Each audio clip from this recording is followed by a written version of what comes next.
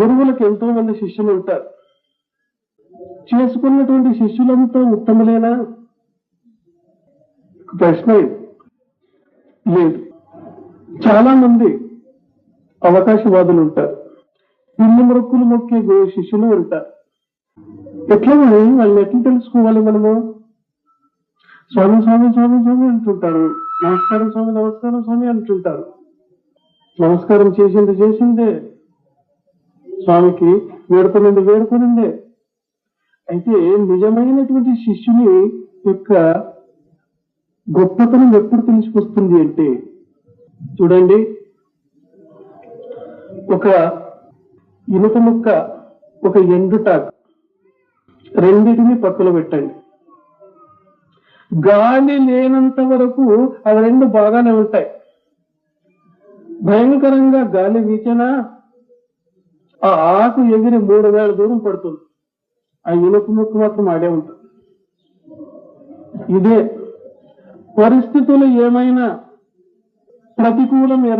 ప్రతికూలంగా ఏర్పడినా ఈ పిల్లి మొక్కులు మొక్కే శిష్యులు అక్కడి నుంచి పారిపోతారు. నిజమైనటువంటి శిష్యుడు మాత్రం అక్కడే నిలబడతాడు. ఏమి సంభవించినప్పటికీ, కష్టము రాని నష్టము రాని ఎటువంటి భయంకరమైనటువంటి పరిస్థితులు ఏర్పడినప్పటికీ తాను ధీరుడై నిలబడతాడు.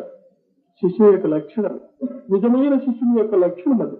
అయితే ఈ కాలాన్ని బట్టి అటువంటి శిష్యులు లేరు. ఎటువంటి శిష్యులు ఉన్నారు అంటే, జీసస్ క్రైస్తుకు చిక్కిన ఒక శిష్యుడు, జూడాస్ ఇస్కారియోట్ అని ఆయన పేరు.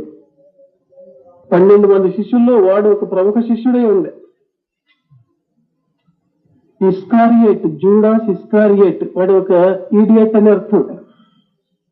మహానుభావుణ్ణి కేవలం 30 వెండి నాణ్యముల కొరకు పట్టిస్తాడు. తాను ఉత్తమమైనటువంటి ముఖ్యమైనటువంటి శిష్యునిగా ఎన్నుకున్నప్పటికీ అవకాశము చూసి, సమయ సందర్భము చూసి తన గురువునే తాను 30 వెండి నాణ్యాలకు అమ్ముకున్నాడు.